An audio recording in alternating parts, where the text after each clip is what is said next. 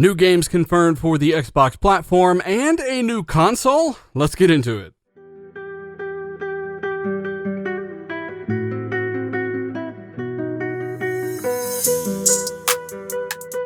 What is going on, guys? Dealer back again with yet another video. There's a lot of stuff going on. Apparently Microsoft are deep in development on some kind of iterations of their current consoles. We have new studios speaking out. We've also got new games coming to the Xbox platform before anywhere else and more. But hey, if you end up liking the video, hit the like button, tell a buddy or two about the channel, and of course enjoy the phenomenal gameplay here, 4K 60 FPS. Check your quality settings on YouTube. I've been rendering videos like this for over 3 years, and you know what?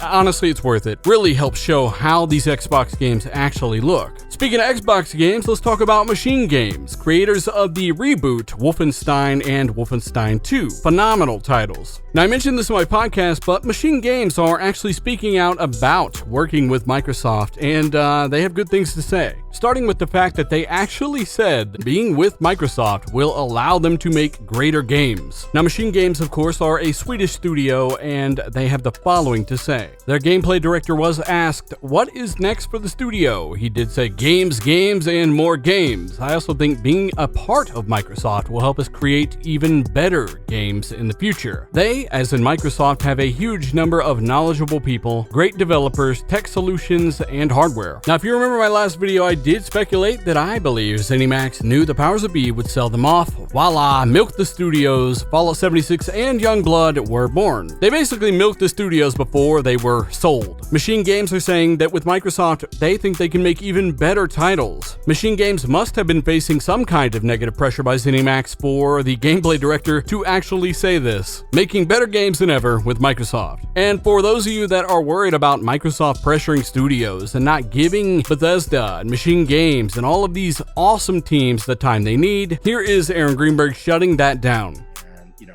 We need those folks too. So that's just, kind of an awesome part of this is it grows us beyond just creative teams, but also grows us with the capabilities on their publishing side. And two, these big IP can maintain like their original development cycles, like to make these games of quality, like you said, right? Like they're unaffected. They can build the games they want to build at the scale they want to build them at. Is that something you guys kind of plan on letting them do?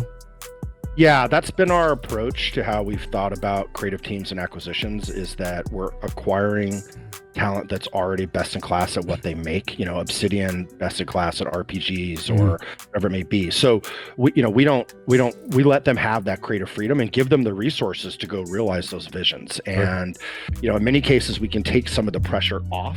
Yes, as you heard yourself, Aaron Greenberg does confirm that they allow them to do as they need, whatever development cycles, whatever resources. They even hire developers for them. And also, yes, if you are not watching RDX Podcast every Tuesday on this channel, that was Aaron Greenberg, right? He came on here and talked about pre-orders and more. I'll link that episode down below. Long story short, Microsoft are definitely enabling these guys to make what they want, unlike ZeniMax, who did force them to make Youngblood, something I don't think they really wanted to make. Next up, Enlisted is a brand new timed exclusive for Xbox. Basically, if you are looking for another shooter to play, because there really haven't been that many here lately, then Enlisted has you covered with not only 4K 60 FPS, but apparently ray tracing as well. More of a throwback to the earlier Call of Duty games, and you know what?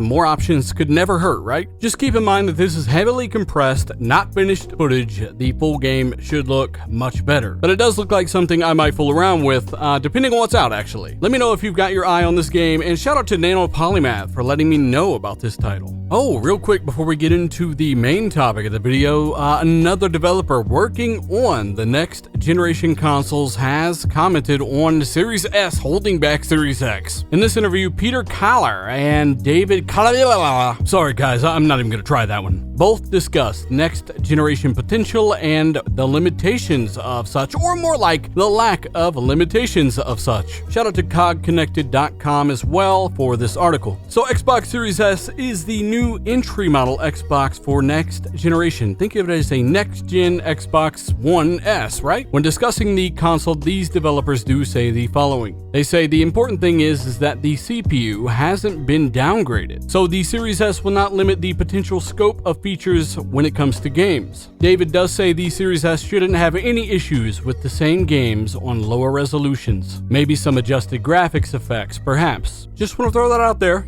just more developers confirming everything that I've said. So again, no need to worry about these kind of things. It's really something to be excited for. And all of this is going to scale like PC for pretty much for now on. And again, if you think that you need some kind of exclusive piece of software to own a product or as a reason to own a product, well, then I guess people should dropkick their 3080s out the window. I've spoken on Xbox's lineup. I'm not impressed with it right now, but there are third-party games I want to play on a very powerful console like the Series X. VideoGameChronicle.com, our final topic of today's video, or at least that I know of right now. I'm doing this all off the cuff. Microsoft has already started working on future Xbox Series consoles. Phil Spencer suggests that Xbox could deliver mid-gen console upgrades. Well, this is the first I'm hearing about it, so let's get into it. Now, this is actually from the Kotaku interview, but I guess I missed this, okay? So basically, Phil is being interviewed by, of course, Kotaku. The interviewer does say in this interview, Xbox Series X features a custom SSD, which has been praised by the media and developers alike. However, it is not as quick as the PlayStation 5s. Now, I guess he asked Phil this in order to maybe say, hey, what are you going to do about this? Are you going to upgrade your stuff? And I'd be asking, what are you going to do about that GPU? But I don't know. Pretty interesting question, and it got a pretty interesting response. Spencer did reply with the following. I think, like you've seen in previous generations, we will iterate upon the hardware. We've already started, right?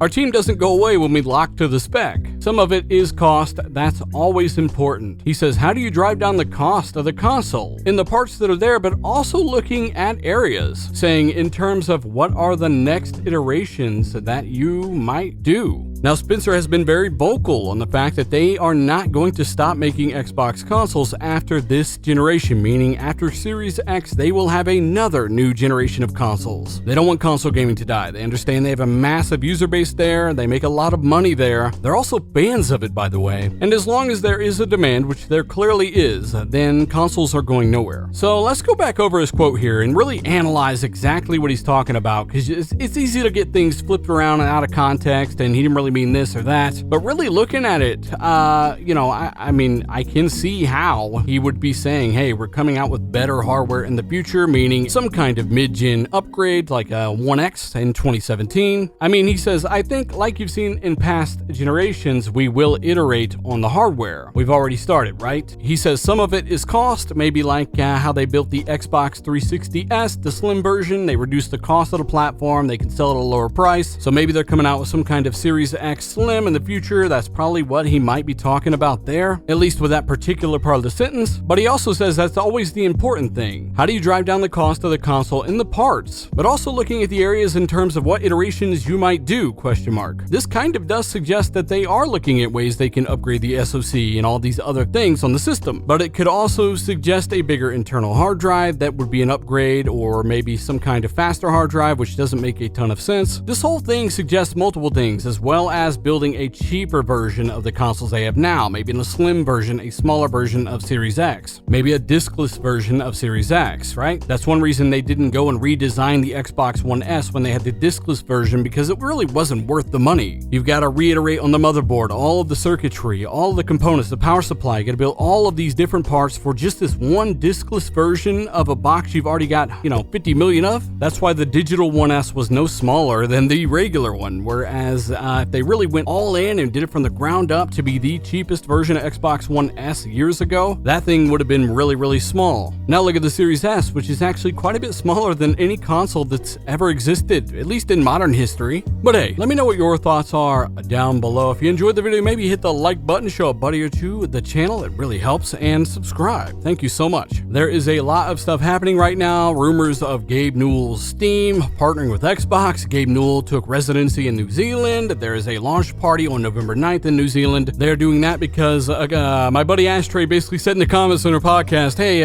morons, New Zealand's like basically the first territory for, November 10th happens there first. They're in the future. That's where Time Cop came from. So yeah, they will be having a launch party there, and apparently things aren't crazy hectic with the whole global situation happening. But again, we are not far away, guys, and I got some content coming up for you guys. Should be fun, should be interesting, and you guys will know what I'm talking about. Thank you so much for what you do. Again, let me know your thoughts down below. Check out the links down below, source and more down there. Subscribe for future updates, and if you want to become a patron or channel member, those links are down there as well. Again, I'm Dealer. Thanks for everything you do. I'm out.